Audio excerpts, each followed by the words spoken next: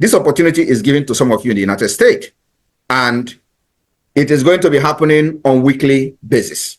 So if you have your friends in your Igbo union or in your organization that are mocking you and telling you, oh, I have issues why I have not supported Biafra, tell him that the opportunity is here. It is not time you are going to be sitting somewhere and be murmuring and thinking that we are going to fail. We are not going to fail. The only thing is that the opportunity may not come again at the end of the day, and Biafra policy will deal with you.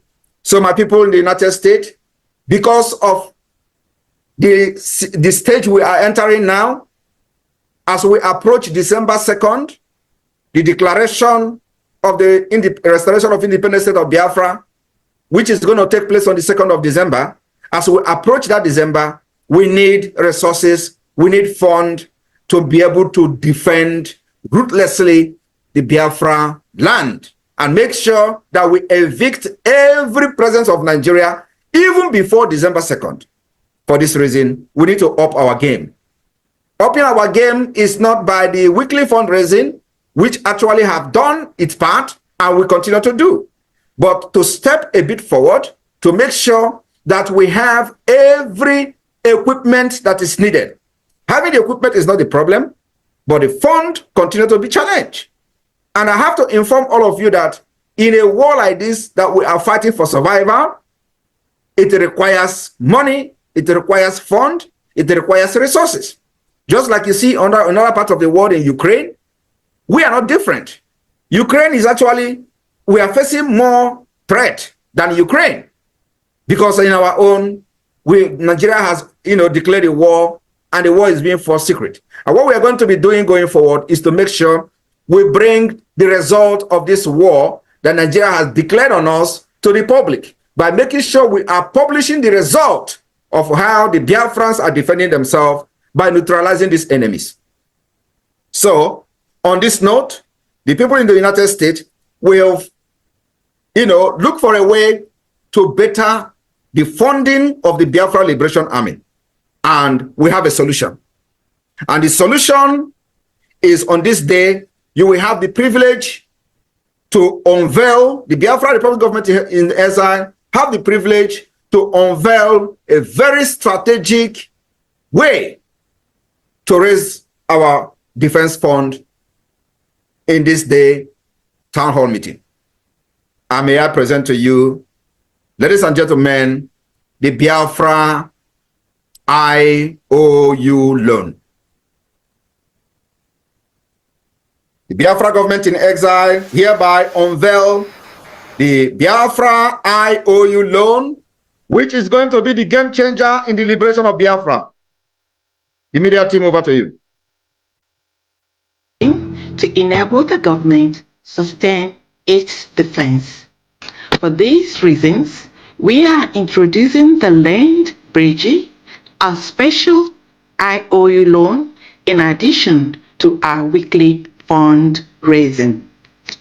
Land Bridge is a special IOU loan to get 100% interest and certificate when Biafra comes, and also be a part of the generation that has risen to restore freedom, which is our inalienable right to life, hope, dignity, and honor. For more information, go to www.biafrarepublicgov.org/IOU.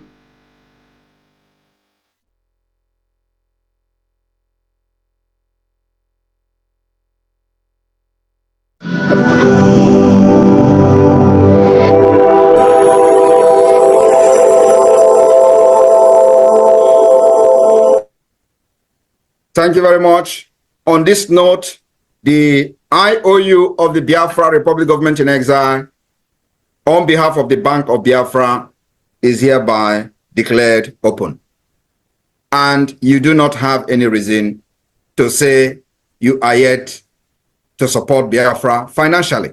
What this IOU means is that if you invest 50,000 Ejema in the Biafra liberation, as soon as Biafra is restored, it will be doubled and repaid back to you. Those who have funded Biafra liberation up to this point, we have the record of everybody. And the Biafra government has a package for every Biafran who has participated in the weekly fundraising up to date. The package is something that is very overwhelmed when you hear about it. And we're going to make it public very, very soon when we have done with the plan and the strategies that this will be done. So this does not interfere in any way. The weekly fundraising, as you know, it is only that we are looking forward to expand as we approach the Biafra Declaration in December. I want everyone to understand that what we are going to do to Nigeria, I swear to God, you will never believe. It will be worse than what is happening in Sudan. Mark my word. And at the end, Biafra will come. I want you to understand that those who stood on the way of Biafra freedom will die one after the other. And it is happening. And when they die, there is no remorse. We do not know mercy. This is a fight for survival, a fight for the right to live of our people, of generation, of millions, 80 million Biafrans. So not the corrupt politicians, not the selfish politicians, not even one person or the 0.0% of the people that are representing Nigeria within Biafra territory will truncate and make us change our mind. My fellow Biafrans in the United States, if you have families back home, remember to inform them this evening that the sit-at-home civil disobedience that will be observed like never before in Biafra history since 2021 will start tomorrow. The game is on. Do not fall a victim of Nigeria propaganda where you will be killed and blame it on Simon Ekpa. It doesn't move me. What you have here is a symbol which only you saw during the 2020 NSAS protest. For those of you who may remember, this symbol and this thing is back. What it signifies is danger. Do not mess with our freedom. You will go down for it. Today, our land will continue to swallow those who have come to kill our women and children. Do not be afraid of anybody. Do not be scared of what Nigeria state have threatened to do to you. Believe me, they will kill us. We will kill them. At the end, Biafra will come. I want to use this opportunity to call on our lobbyists, Elias, to come in here and have a few minutes to address the United States, the Biafrans in the United States. Please, the media team, if Elias is here, can you give him the mic? Yeah, he's here. Let me give him the co-host right. 1 minute. Okay. And Elias, you've got the co-host. Please, I know this is not part of your program, but you know, I crave your indulgence to allow Elias to give us just 2 minutes or 3 minutes of summary of what we have achieved this week, because the achievements is nothing to write home about. In fact, it is overwhelmed when you know what we have done this week. We've met highly, placed individuals in the United States, and the result is overwhelming, like I said. And I would like him to use a few minutes to address all of you in the United States, because it is because of you that we are able to make this happen. So we'll continue to break the doors. This week we are entering, it's gonna be another powerful week. A lot of programs, a lot of meetings are taking place. And just within a month of having the lobbyist firm, we have been able to break doors in the United States, Congress, and many US organizations. So Elias, I welcome you. Just 2 minutes of your time, because actually you are not officially in the program. But we use every opportunity we have and to tell our people what is going on. Thank you very much. You're welcome. Thank you, Mr. Prime Minister. Yes, when I saw that you were doing the town hall, I just thought that I should just come on and perhaps say some remarks and say hello to all my Biafran friends. So great to see you, Mr. Prime Minister, and all of the guests here today. Hello to all of you. As the Prime Minister has noted, we had an extraordinarily eventful week. Many of you have probably seen many of these activities on the Prime Minister's Twitter handle, his X handle, and it was extremely significant. The chief of our wonderful chief of staff was in Washington, D.C. I took her to see some element policymakers.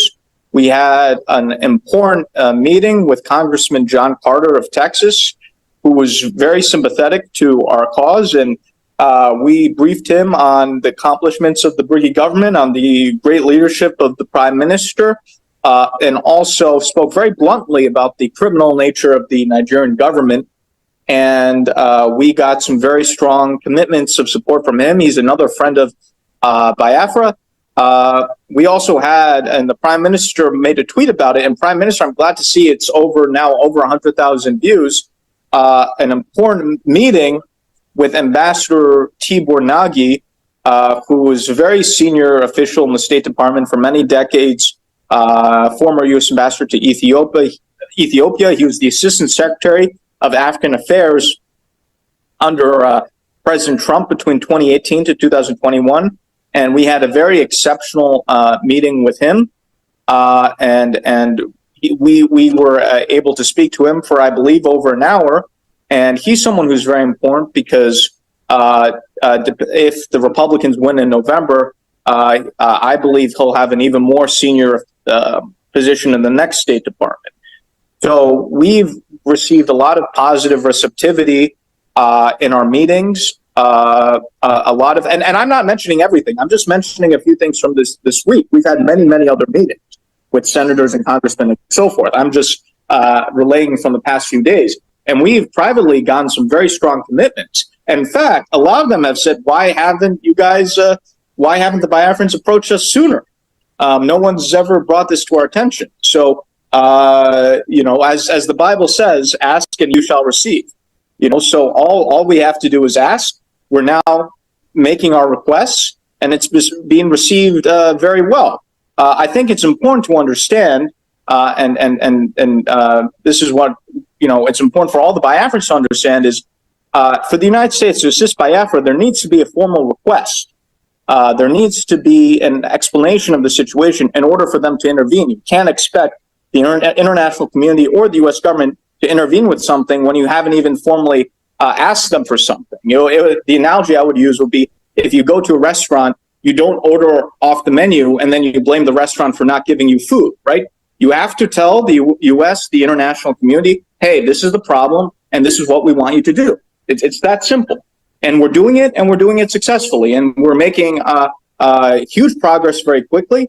And I'm very excited. And also, I would be remiss if I didn't mention, I had the great honor on Thursday of visiting the Biafra headquarters in Maryland and meeting with the diaspora. You have a marvelous headquarters in Maryland, Prime Minister, and it's, I think, a testament to the achievement of the government. And I was greeted with the most wonderful hospitality and graciousness, and I appreciate the warmth I've received from many Biafrans so far.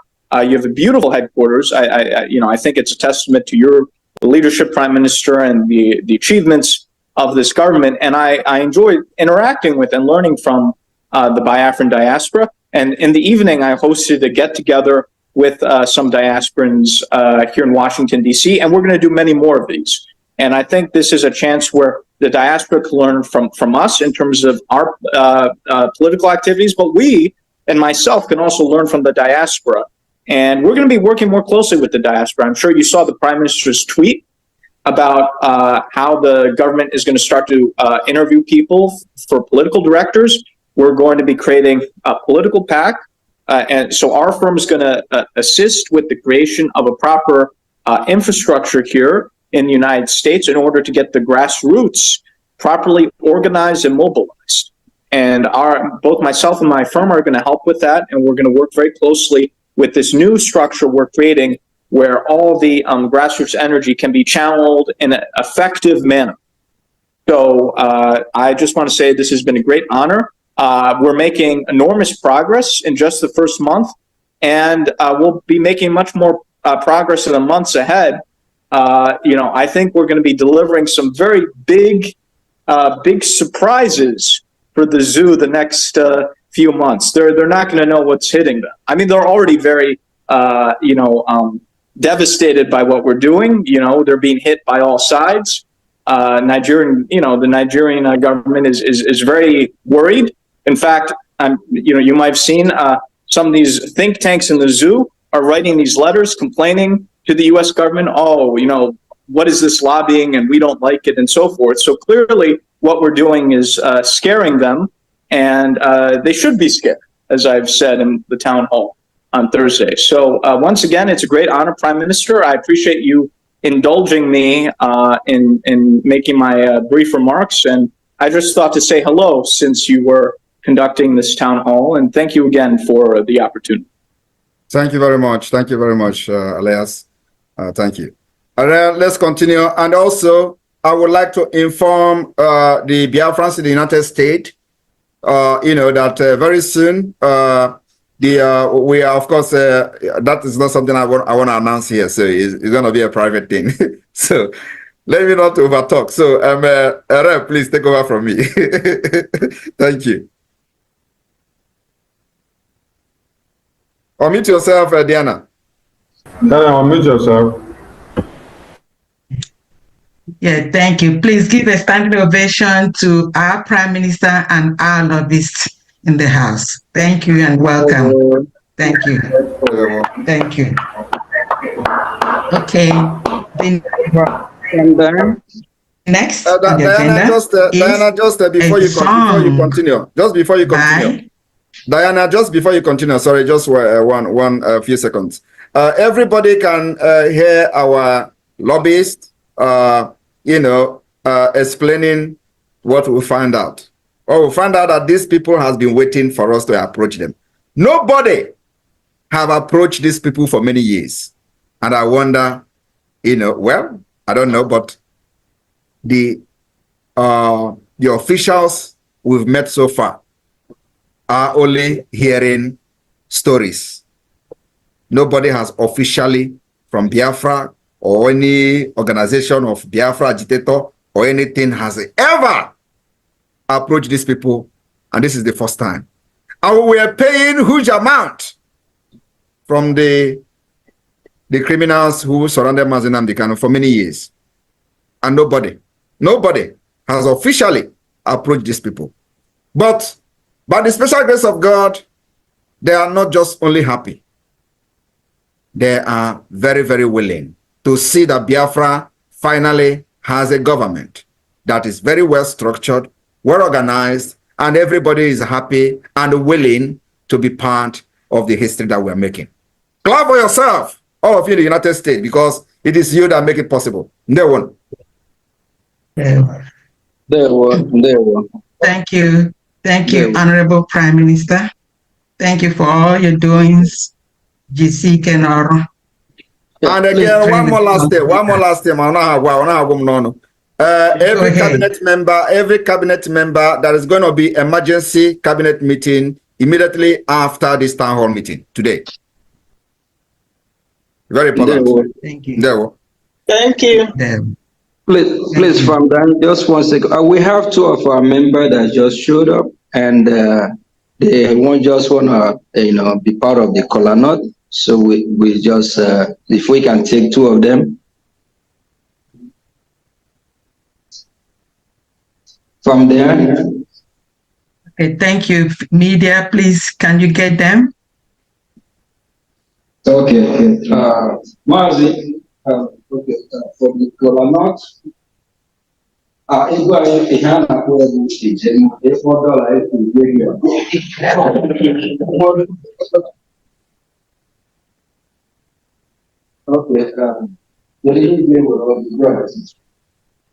All help Biafra. ọbata obi ya oke mmadụ ka ego anyị kwụghị n'azụ mana obi dị anyị aṅụrị na ihe ime anyị na-asị gị jide ka iji ụjọ adịrọ anyị na-akwado maka ikwughachi anyị ha mere ahụ na-akpọ anyị okwu ha mere mgbe ha mere mana ugbu a anyị na-abịa igosi nke anyị jiri obi ihe maka anyị kwere n'ọzọ ihe dị elu anyị jiri 50 eje mma were na-ewere ọchị ụbọchị taa. Ndewo.